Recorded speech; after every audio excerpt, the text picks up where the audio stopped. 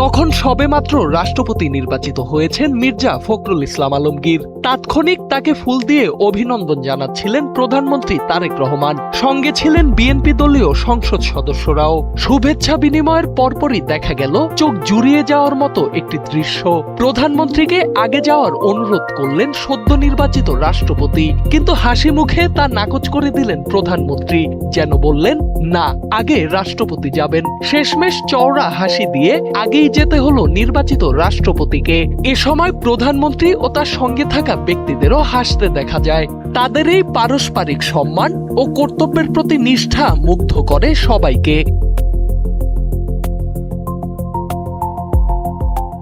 জীবন অবাক না করলে কে করবে? 28% মিল্ক ফ্যাটের অবাক করার সাথে ফ্রেশ মিল্ক পাউডার। জীবন অবাক করুক প্রতিদিন।